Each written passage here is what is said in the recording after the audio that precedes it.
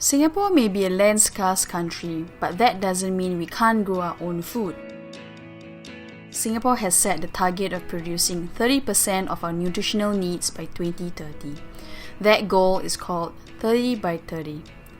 In these episodes, we will be exploring farms that grow local produce that you can find at our supermarkets. Today we are at Comcrop. It's Singapore's first rooftop farm, and we are going to meet Darren, who is the manager of the Education and Community Outreach. He'll be showing us around and sharing with us the farming process that they are using, which is hydroponic farming. So let's go. Because we are so heavily built up and we have so little land that's allocated for farming, making use of rooftop spaces and other underutilized spaces really makes sense. The benefit of rooftop is that with adequate sunlight and enough spacing, actually you can get a lot done.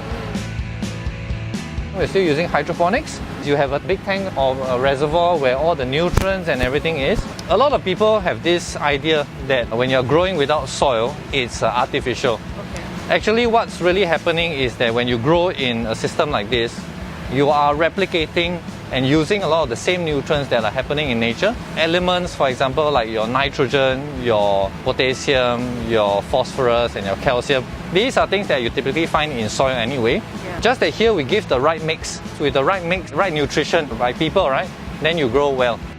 Try to minimize waste, really, because I think especially in resource-scarce Singapore, you are very, very concerned about whatever you're using. So even like, for example, the nutrients that we use, the excess flows back down and it goes back into the reservoir, and this cycles. So eventually the goal is to be able to grow a huge spectrum of crops, because when you talk about food security, it's not just about leafy vegetables, right? The reason why we grow a lot more leafy vegetables at this point is because in terms of food security, leafy vegetables are the one most at risk. The moment your supply is disrupted, you only have about a week or so before your current supply starts to go bad.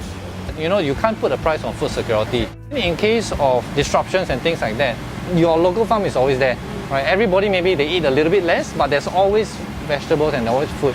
So that's the ultimate goal, I think, to replicate this model all across Singapore.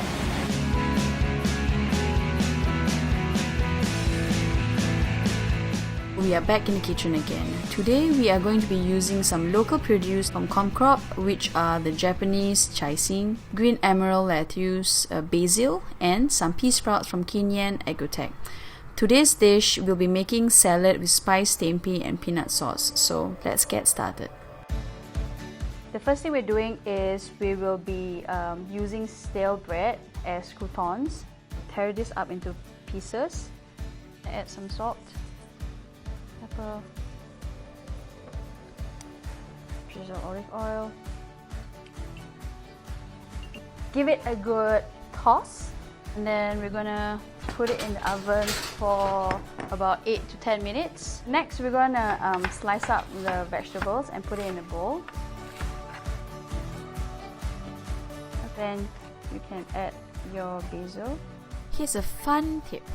If you want to add more oomph, that punch and burst of flavors to your cucumber, you can pickle it.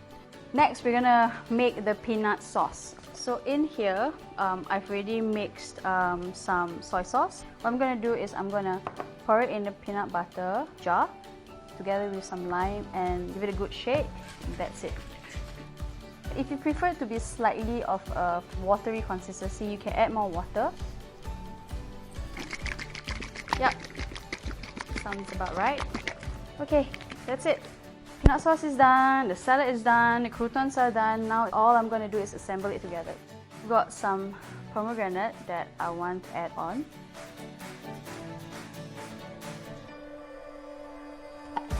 Give it a good mix and it's ready to go.